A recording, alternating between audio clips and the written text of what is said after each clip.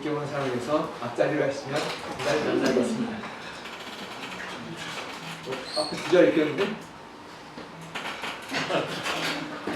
나가.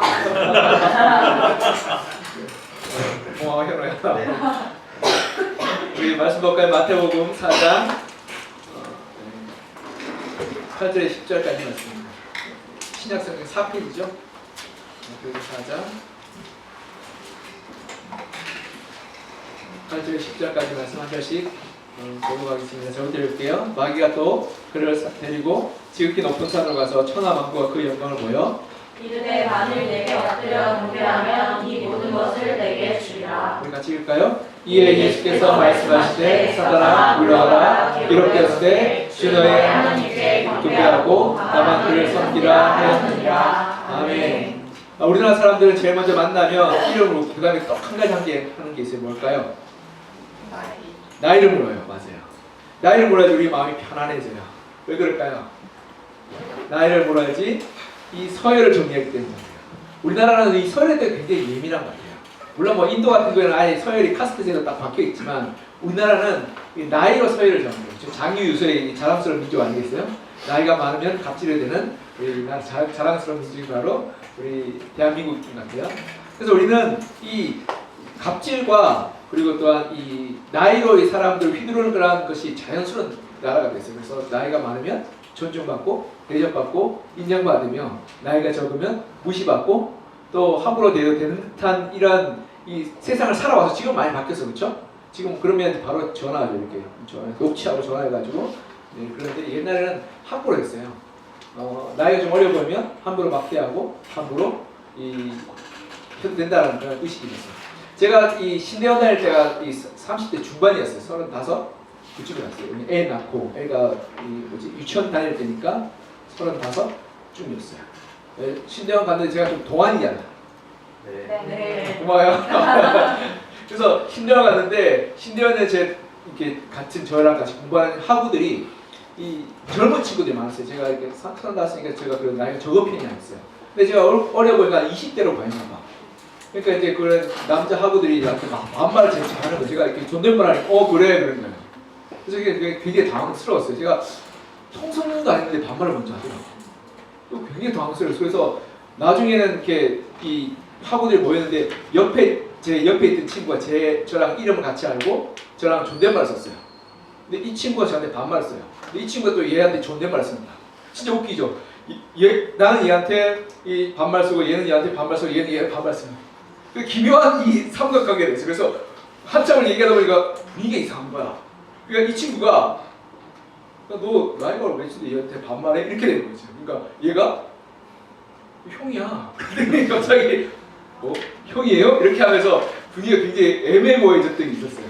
근데 왜 그러냐면 우리는 나이가 어리면 기본적으로 하대하는 이 분위기가 있죠. 그렇죠? 네, 그런 분위기 속에서 우리는 서열과 계층을 나눠요. 근데 이걸 좀 더 심하게 되면 어떻게 돼요? 갑질이에요. 내가 힘이 있고 내가 이걸 함부로 휘두르게 될 때 어떻게 해요? 갑질이에요. 예를 들어서 이 선배가 있어요. 선배가 야 똑바로 안 해 이렇게 말하기 시작하면 갑질이에요. 그렇죠? 네. 우리 교회는 안 그래요. 그렇죠? 우리 교회는 윤리나 정찬이나 원인 형제가 다 이렇게 나이스하게 대주죠. 그렇죠? 저는 원인 형제가 맛있는 거 많이 사주고 그렇죠? 좋은데 근데 세상은 안 그러죠. 세상은 갑질이에요. 근데 갑질이 기본이야. 왜냐하면 여러분 어릴 때부터 갑질을 배워요. 부모님이 우리가 성적을 90점 맞아왔어요. 그러면 잘했다 칭찬할까요? 너 몇 등이냐고 물어볼까요? 칭찬해. 훌륭하다. 근데 대부분 부모는 90점 맞아오자. 그러면 너 반에서 몇 등이야? 이렇게 물어봐요. 90점 맞는 게 중요한 게 아니야. 그거 더 중요한 거예요? 반에서 1등하는 게 중요해요. 그게 우리의 이 분위기 문화예요. 그러니까 어떻게 해요? 저 계속 올라가고 쟁취하고 높이 올라가라는 그런 이 압박감과 이 푸시 가운데 살아가거든요. 그러니까 어떻게 우리는 무의식 가운데 높이 올라가야 되고 그리고 그걸 획득해야 되고 쟁취해야 된다는 그런 이 문화가 있어요. 그리고 높이 올라가면 밑에 있는 사람들을 함부로 대해도 된다는 그런 무의식이 있는 거예요. 저는 제가 중고등학교 다닐 때 어땠냐면 선생님이 공부 잘하는 애들은 안 때렸어요. 공부 못하는 애들은 맞았어요. 지나가 그냥 이유 없이 맞았어. 이렇게 지나가 공부도 못하는 새끼하고 때렸어요. 근데 공부 잘하지 않으면 실수해도 나 그럴 수 있지 뭐 넘어가겠어요. 이게 주입되면 어떻게 돼요? 공부 잘하고 똑똑하고 힘 있는 사람은 함부로 해야 된다는 무의식이 생겨요. 요즘은 그러면 학폭이 열리죠, 그렇죠? 많이 바뀌네요. 근데 그게 의식가 되는 거 어떻게 돼요? 백화점에 있는 VIP가 백화점 점원을 보고 갑질해요. 돈을 이렇게 뿌렸는데 너 나한테 대접을 이렇게 해? 라고 이야기하면 함부로 대하는 거죠. 여러분 군대도 그렇죠. 군대 가면 어떻게 돼요? 상사가 이 후임한테 어떻게 해요? 함부로 해요. 요즘에 많이 줄었죠, 그렇죠? 마음의 편지를 막 써내니까 그러면 마음의 편지를 썼어요. 국방도 올리고 청와대에 올리고 그러니까 많이 바뀌어요. 근데 예전에 어떻게 해요? 함부로 대했어요. 나이가 중요한 게 아니라 계급이 더 중요해서 함부로 대했어요. 그런 갑질과 그런 이 힘들이 있는 것들이 우리의 본성이라는 거예요. 그래서 근데 우리가 꼭 대한민국 사람만 아니라 전 세계 사람이 똑같다는 거예요. 1971년에 스탠포드 대학에서요 실험함까지 했어요. 이 필립 짐바르도라는 사람이 이 심리학자의 교수인데 학생들 모두 실험을 해요. 어떤 실험이냐면 감옥 실험이에요. 대학생들 불러서 한 명은 간수 역할을 맡기고 한 명은 죄수 역할을 맡겼어요. 근데 간수 역할을 맡겼던 사람들이 죄수를 함부로 대하기 시작해요. 뒤에 처음에 그냥 장난처럼 시작했는데 점점점 배역에 몰입하면서 이 사람들을 함부로 대하고 폭언을 일삼고 심지어 폭력적인 행동까지 하게 돼요. 그래서 2주 동안 그 실험하려고 교수가 정했는데 일주일 만에 그게 중단됐어요. 왜냐하면 이 일주일 내내 폭언과 폭력에 시달리던 이 죄수 역할을 했던 대학생이 갑자기 공황과 그리고 스트레스로 굉장히 심각한 문제가 생겨요. 잠도 못 자고 그리고 공황 발작도 일어나게 됐어요. 그래서 6일 만에 그것을 이 실험을 종료하고 이것이 갑자기 이 권력을 쥐는 사람이 갑자기 성격과 성품과 행동이 변화된다는 그런 보고서를 내게 됩니다. 그리고 그 이후로 그러한 이 수많은 이 그런 롤의 롤 모델의 그런 이 출처가 됩니다. 이 우리의 권력이 우리의 생각과 우리의 그런 행동까지 바뀌게 해요. 근데 진짜로 그런 게요. 이 뇌과학자가 이 아일랜드 트리니티 칼리지 심리학과였던 이안 로버트슨 교수가 2013년에 썼던 책이 있는데요. 승자의 뇌라는 책에 보면 이 권력이 주어질 때요. 남자나 여자나 할 것 없이 똑같이 테스토스테론이라는 이 호르몬이 분비된대요. 테스토스테론은 뭔지 알죠? 남성 호르몬이에요. 그게 분비되면서 도파민을 자극시키고 또 테스토스테론이 많아지면 어떤 일이 일어나냐면 인지 능력이 떨어지고 두려움이 떨어집니다. 인지 능력이 떨어지면 어떻게 돼요? 남이 얼마나 아픈지 공감하지 못해요. 그럼 어떻게 남자를 막 주먹질하는 거예요. 그리고 폭력을 휘두르면서 그 사람이 얼마나 아픈지를 모른 채 내가 그 쾌락에 취해서 그것을 휘두르게 됩니다. 그것이 권력이 가져오는 뇌의 변화라고 말하고 있어요.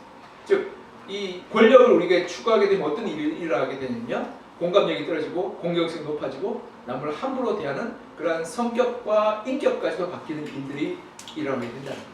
그래서 권력이라는 것이 굉장히 위험하고 또한 권력이라는 것이 잘못 취하게 되면 우리를 이 성격의 파탄자로 몰아가게 되는 그런 일들이 일어나게 됩니다. 그래서 참 아무렇지도 않을 때는 멀쩡한 사람들이 권력이 이제 높은 자리에 올라가면 이상하게 변하는 일들이 있죠. 그렇죠? 권력을 휘두르게 되는 이유가 거기에 있게 됩니다. 그래서 우리는 이 오늘 본문의 말씀을 통해서 이 권력과 우리의 신앙의 문제에 대해서 굉장히 진지하고 또 심도 있게 한번 살펴봐야 될 일들이 있는 것이 왜냐하면 우리가 추구하는 목표와 방향이 어떤 것인지를 우리가 올바르게 알 때 우리의 성품과 우리의 신앙의 인격도 성숙하게 됩니다. 오늘 본문은 예수님의 세 번째 시험이에요. 우리가 두 번의 시험 기억나시죠? 세 번째 시험은 권력의 시험이었어요. 권력의 시험. 첫 번째 시험은 돈의 시험이고 두 번째 시험은 명예의 시험이고 세 번째 시험은 권력의 시험이었어요. 이 권력은 우리가 알아야 될 것은 누구나 유혹에 빠질 수 있다. 이 본문 우리 8절 같이 한번 볼까요? 8절 시작. 마귀가 또 그를 데리고 지극히 높은 산으로 가서 천하만국과 그 영광을 보여. 아멘. 여기 보면 마귀가 예수님을 데리고 가죠. 그래서 천하만국과 영광을 보여주셔서 너가 그 권력을 얻게 되면 사람이 너한테 다 굴복하고 복종하게 되면 너 뜻대로 움직이게 될 것이라고 속삭여요. 근데 여러분 얼마나 좋을까요? 여러분 사람들이 여러분의 주위에 있는 사람들이 여러분의 말에 다 칭찬하고 인정하며 따르게 되면 여러분 좀 행복할 것 같죠? 쾌감이 날 것 같아요. 진짜 근데 뇌적으로도 쾌감이 나요. 근데 거기에 취하게 되면 어떻게 되냐면 나와 다른 사람들을 분리하기 시작되고 나는 그들 가운데 우월하다고 생각하게 되며 그리고 그들을 함부로 대하게 생각하게 되고 그리고 더 나아가 우리 예전에 정치가들이나 아니 교수들이 그런 얘기했죠. 민중 개돼지라고 말하는 거죠. 그렇게 사람들을 우습게 보기 시작합니다. 그리고 내 뜻과 내 돈과 내 힘으로 사람들을 휘두르는 그러한 잘못된 길로 나아가게 됩니다. 여러분, 우리가 이 청년일 때 아직 나이가 젊고 높은 자리에 있지 않고 그리고 가진 것이 많지 않기 때문에 나와는 거리가 멀다고 생각할 수 있어요. 그러나 여러분 학교에서도 나이로 사람을 서열을 나누고 학년으로 서열을 나누며 그리고 계급으로 서열을 나누는 것을 경험해 왔을 거예요. 군대에서나 학교에서나 여러분 직장의 사회에서 그렇게 서열을 나눠서 마치 그 밑에 있을 때는 참 피해자인 같은 사람들이 자리에 올라가는 놀랍게도 똑같이 갑질하고 폭력을 있으며 폭언을 휘두르는 사람들을 마주하게 돼요. 그건 왜냐하면 내가 그 권력에 대해서 올바르게 깨어있지 않게 될 때 나와 똑같은 사람이 된다. 우리가 그 앞에서 나도 연약한 존재이고 그 권력에 의해서 내가 취할 수 있는 존재이며 넘어질 수 있는 존재이라는 것을 인식하고 깨닫고 나의 마음을 날마다 겸손하지 않으면 이 유혹에 너무나 빠지기 쉽다는 거예요. 특히 청년일 때 더 심해요. 왜냐하면 청년일 때는 어떻게 해요? 권력에 대한 욕망도 있고 또한 지위에 대한 열망도 있고 성공에 대한 열망도 있죠.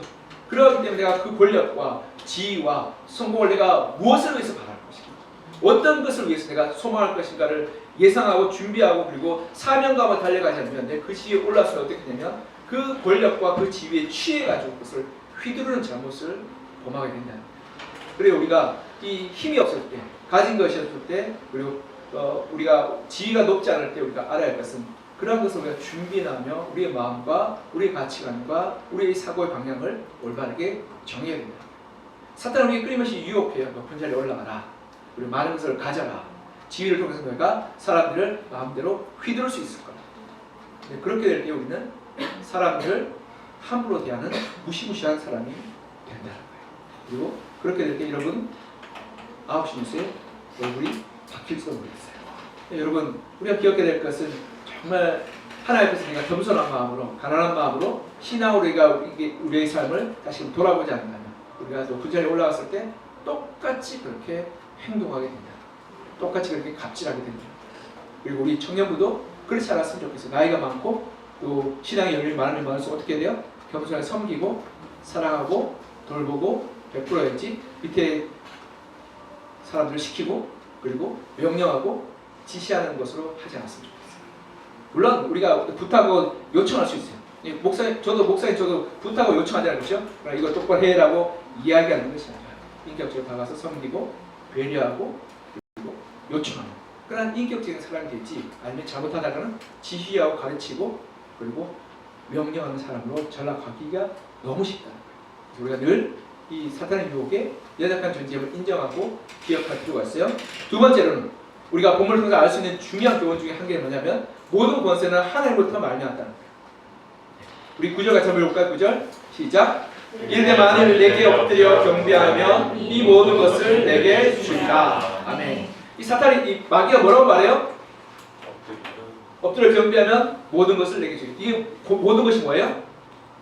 권력과 권세죠. 그렇죠? 권력과 권세를 누구한테 준다고? 예수님.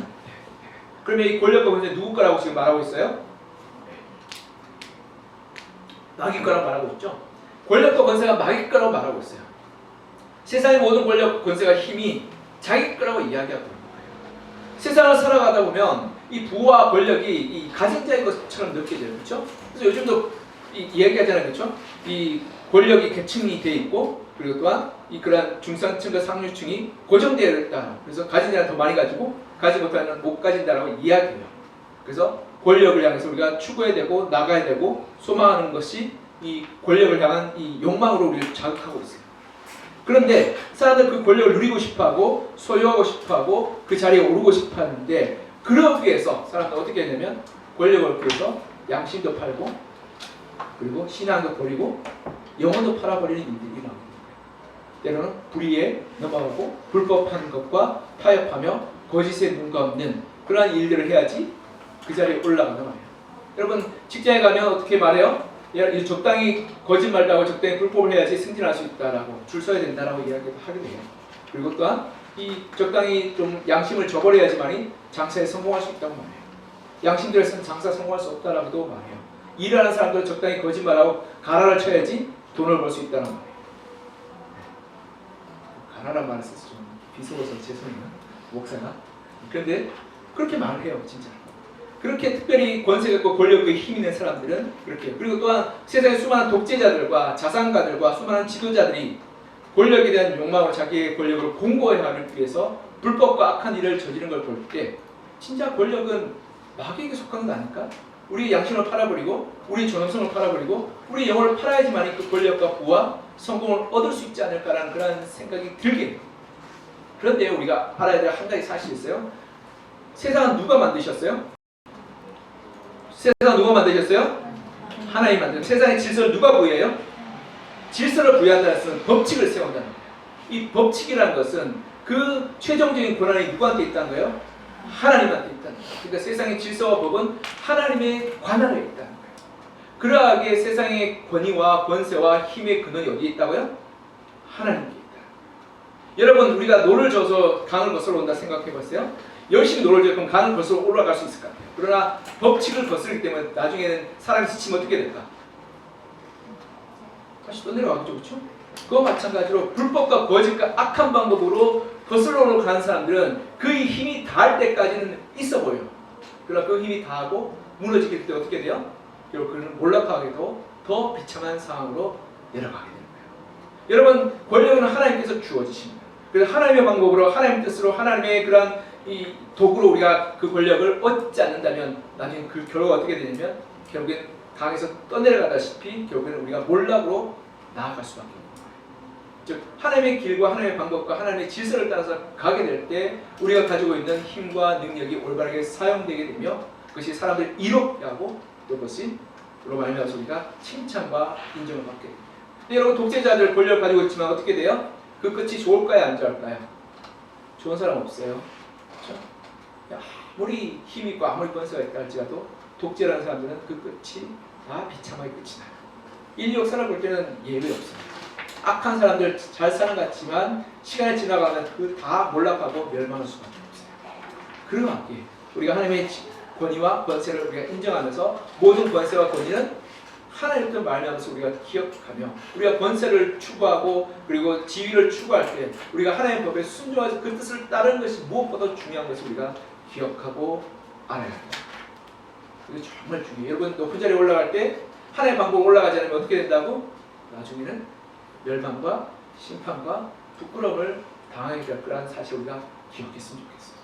그리고 청년 때 특별히 우리가 도전하고 또 그리고 성공을 바라고 또 성취를 이루어가기 위해서 어떻게 된다고요? 하나님의 방법과 하나님의 뜻과 하나님의 길을 가는 것이 바로 올바른 것이고 올바른 방법이고 올바른 하나님의 성취를 이루어가는 기대한 사실입니다. 우리가 그것을 기억할 때 우리의 권위와 세상의 모든 권위와 권세와 능력이 하나님을 말미암아서 우리가 기억할 때 우리가 이것을 잊어버리지 않을 수 있는 거예요. 그래서요, 성경이 이렇게 말해요. 로마서 13장 1절에 보면 이렇게 말하고 있는데요. 각 사람은 위에 있는 권세들에게 복종하라. 권세는 하나님으로부터 나지 않음이 없나니 모든 권세는 다 하나님께서 정하신 바라. 아멘. 모든 권세는 누가 정했다고요? 하나님이 정하셨다. 그래서 우리가 기억해야 될 것은 하나님이 정하신 그 권세를 순응하고 그리고 그 권세를 잘 사용하는 것이 지혜의 시간입니다. 세 번째로 마지막으로 우리가 알아야 할 것은 우리가 하나님의 권세를 인정하고 복종하고 그 길을 따를 때 하나님께서 우리 가운데 하나님의 은혜로 풍성케 하여 주신다는 사실입니다. 그리고 보면 10절 같이 한번 볼까요?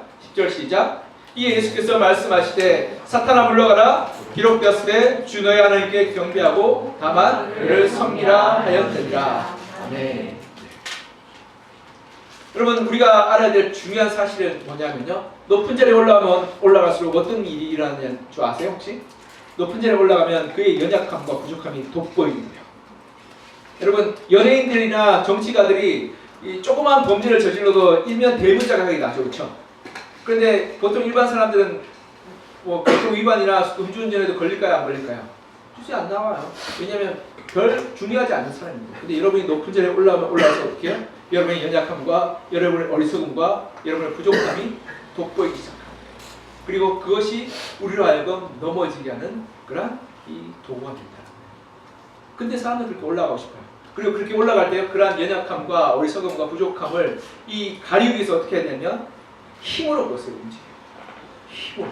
그래서 사람들한테 폭언과 폭력과 무시를 하게 되고 자기 뜻에 안 되는 사람 어떻게 해요? 잘라내거나 그리고 공격하고 비난해요. 그리고 더 나아가 그리고 내가 무능력한 것을 감추기 위해서 어떻게 해요? 남의 공적을 내가 도용하고 또 남의 것들을 베끼며 더 나아가 다른 사람을 이용하며 잘못된 것으로 나아가게 되죠. 그리고 그것이 쌓이고 어떻게 돼요? 결국 파멸과 멸망으로 나아가게 됩니다. 결국에는 불의를 쌓게 될 때 그렇게 되는 거죠. 여러분 기억해야 될 것은 높은 자리에 올라가면 올라갈수록 우리의 연약함과 어리석음과 부족함이 드러나는 거예요. 그래서 어떤 사람은 그렇게 얘기하더라고요. 나 높은 자리에 안 올라갈 거야. 요즘 워낙 이 정치인들이나 유명인들 올라갔다 그러면 이렇게 루머에 휩싸여서 나락 간다 그러죠. 나락이라고 그죠? 나락 간다고 하면서 나는 그렇게 유명해지지 않고 싶다라고 이야기하는 사람들이 종종 생겨나는 이유가 여기 있는 거예요. 엄정한 기준과 도덕성을 요구받기 때문에 그렇죠. 그런데요, 우리가 알아야 할 것은 그럼에도 불구하고 우리는 끊임없이 우리 마음과 사탄의 속삭이 높은 자리에 올라가 사람들이 너를 존경하고 따르고 너의 말에 순종할 거야 라고 이야기하면 사탄이 속이는데요. 그런데 예수님은 거기에 대해서 이렇게 말을 하죠. 하나님을 섬기라. 하나님을 섬기고 낮아지고 겸손하고 그리고 어리석은 길로 나아가. 그것이 바로 십자가의 길이죠. 근데 예수님의 길을 생각해보면요, 십자가는 진짜 놀라운 길이에요. 세상 사람이 십자가의 길로 간다 그러니까 다 어리석단 말이에요. 근데 그 어리석음이 하나님의 지혜로 우리를 구원하셨어요. 여러분 십자가에 올라갈 때 창칼을 또 군병들이 찾아왔어요. 근데 예수님을 둘러싼 제자들과 수천 명의 사람들이 칼을 차고 있었어요. 그럼에도 불구하고 예수님은 무기력하게, 근데 무능력하게 군병들에게 잡히시고 십자가에 오르셨어요. 그런데 그 무능력이 하나님의 구원의 능력을 나타내는 통로가 되었어요. 그리고 여러분 예수님은 아무것도 가진 것이 없었어요. 가진 것이 없고 그리고 나눠줄 것이 없었어요. 그러나 예수님의 그 가난함과 그 부족함으로 말미암아서 하나님의 부유함과 풍성함이 우리 가운데 넘치게 됐어요. 예수님의 그 나눠주고 베풀고 그리고 사랑으로 말미암아서 우리 가운데 하나님의 사랑의 풍성함을 누리게 되었죠. 그래서 우리가 알아야 할 것은요, 예수님의 십자가의 길은 세상 사람들의 길과는 반대의 길이에요. 예수님의 십자가의 길은 어떻게 해요? 어리석음으로 상대방을 지혜롭게 만드는 길이에요. 좀 바보 같고 속아주고 좀 모른 척 해주는 것이 지혜로운 일이죠. 자신을 길러보면 아는 것 같아요. 아이들이 그럴 때가 있어요. 빤한 거짓말을 할 때가 있어요. 부모는 다 보이죠. 왜냐하면 초등학교 되면 거짓말을 복잡하게 할 수 없어요. 그러니까 여기 가서 했던 것을 와가지고 입에 이렇게 짜장면 묻히고 와가지고 나 아무것도 안 먹어서 얘기하는 똑같은 것처럼 빤한 거짓말을 할 때가 있어요. 그럴 때 부모는 어떻게 해요? 속아주는 사람이 지혜로운 사람이에요. 닭잡듯이 잡으면 어떻게 해야 돼요? 아이가 상처를 받는 거죠. 때로는 속아줄 때가 있어요. 그럴 때 아이가 자기는 똑똑하다고 생각하지만 부모님의 지혜로움에 자기가 언젠가는 깨달을 날이 올 거예요. 그리고 여러분 이 세상 사람들은 무능력한 게 아니라 능력을 가져야 된다고 합니다. 그러나 우리는 무능력함으로 상대방을 강하게 하는 하나님의 능력으로 우리 살아갑니다. 우리 부족해, 우리 연약해, 우리 능력이 없어요. 그러하고 우리는 기도하는 거예요. 하나님 도와주세요. 나는 사람을 마음을 움직일 수 없고 그리고 조직을 끌어갈 힘도 없으며 우리가 세상을 변화시킬 능력도 없습니다. 그런데 우리가 하나님께 기도하고 우리의 연약함과 부족함과 어리석음을 고백할 때 놀랍게도 하나님은 사람들을 붙여주시고 우리 하나님의 지혜의 길을 열어주시고 그리고 기도가 응답하셔서 인간으로서 해결할 수 없는 일들이 하나하나 이루어지는 것을 우리가 경험합니다. 그것이 우리의 그러한 하나님 가운데 주시는 우리의 무능력함으로 말미암아 주시는 하나님의 능력입니다. 우리가 이 리더들, 우리 임원들 같이 3년째 지금 기도하고 중보 기도 제목을 나누고 있어요. 그런데 하나님께서 우리가 솔직하게 우리의 기도 제목과 연약한 분들을 나눌 때 놀랍게도 기도에 놀라운 역사들이 일어납니다. 근데 기도 제목을 안 감추고 내가 마치 강한 사람처럼 나는 아무것도 문제도 없어요. 다 괜찮아 얘기할 때는 어떤 일이 나요? 기도 응답이 없어요. 나 연약함과 부족함과 어리석음을 고백하고 나눌 때 놀랍게도 그 가운데 기도 응답과 우리 하나님의 능력이 나타나게 되는 것을 경험합니다. 십자가의 그러한 길이 바로 그런 거예요. 나의 연약함과 나의 부족함과 나의 무능력함을 고백할 때 하나님께서 능력과 은혜로 우리를 강하게 하시고 도와주시고 역사하시는 것을 경험합니다. 그래서 하나님께서는 이렇게 말씀해요. 우리가 가난하면 남들을 부욕해요. 우리가 나누고 베풀고 섬길 때 하나님께 그 가운데 사랑으로 풍성케 하는 역사들이 일어납니다. 우리가 어리석을 때 상대방을 지혜롭게 하고 하나님의 지혜로 우리 가운데 넘치게 해요. 속아주고 당해주고 그리고 바보같이 하는데 놀랍게도 하나님께서 우리를 지혜롭게 해서 우리 가운데 하나님의 공동체의 사랑이 넘치게 하시는 거예요. 우리가 무능력해서 나의 약함과 나의 부족함을 드러내고 고백하는데 그 가운데 역사하신 하나님의 말미암아 기도 응답과 기적을 보여주시더라. 그럴 때 어떤 일이 일어나냐면 하나님 사람들의 칭찬과 존경이 나한테 오는 게 아니라 하나님을 향하는 그런 일들이 일어나게 되고, 그로 말미암아서 권력과 권세와 권능이 진짜 권세를 가진 하나님께로 나아가는 일들이 일어나게 돼서 우리 부족함과 연약함과 어리석음을 부끄러워하지 않거나 그것이 우리의 짐이 되거나 걸림돌이 되지 않고 오히려 자랑합니다. 내가 어리석은데 하나님이 도와주셔서 이 문제를 해결하게 될 때 우리는 하나님의 살아계심을 하면 우리의 자랑이 되죠. 우리 무능력해 할 수 없어요. 그런데 하나님이 능력으로 이것을 해결해 줄 때 그것은 우리의 자랑입니다. 우리는 가난해요. 그래서 내가 가진 것이 별로 없어. 그런데 하나님께서 풍성하게 부여주실 때 그것이 우리의 자랑이 되고 우리의 기쁨이 되고 우리의 감사가 되고, 그것이 바로 십자가의 길이고 그것이 바로 하나님께서 우리에게 바라시는 길이에요. 세상 우리에게 이렇게 말해 더 많이 가지고 더 높은 자리에 오르가고 더 많은 것을 누리고 그리고 더 많은 권세를 휘두르라고 해요. 근데 하나님의 뭐라고 말씀해요? 우리가 가진 것을 나누고 우리의 능력의 부족함을 아뢰며 우리의 어리석음을 고백하면서 하나님의 능력과 하나님의 지혜와 하나님의 힘으로 살아가라고 말씀합니다. 그것이 바로 십자가의 길이요 우리가 따라가야 될 길 아니겠어요? 청년의 때 그런 것을 우리가 연습하고 그 십자가를 지고 따라가게 될 때 어떤 일이 나게 되냐면요, 여러분. 여러분이 높은 자리에 오라고 여러분이 높은 지위를 얻을 수 있어요.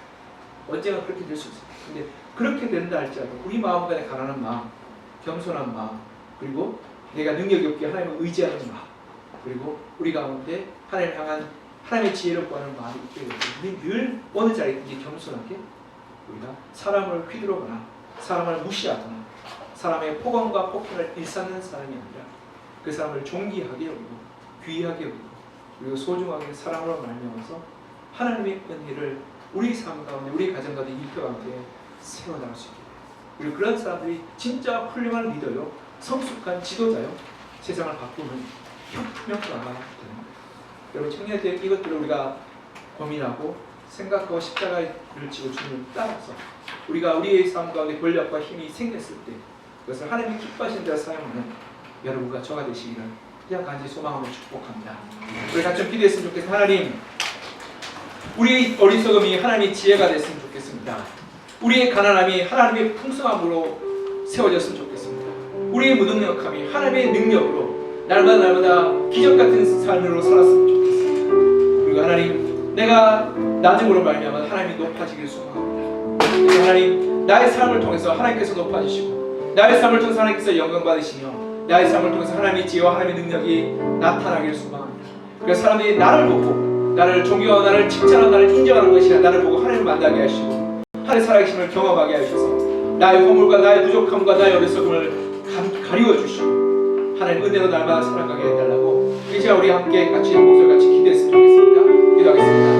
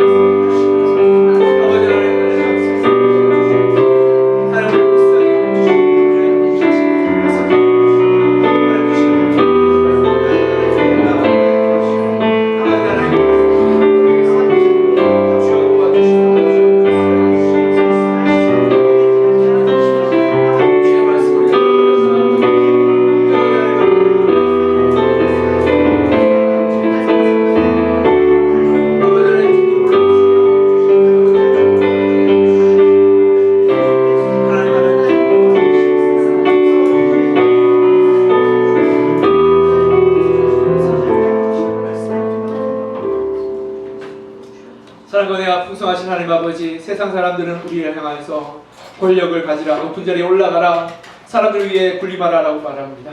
그리고 그것을 욕망하고 성공하고 승리하며 많은 것을 가지라고 말합니다. 그러나 우리 주님께서는 그 유혹과 그 부름을 거절하시고 십자가의 낮은 길로 가셨음을 보게 됩니다.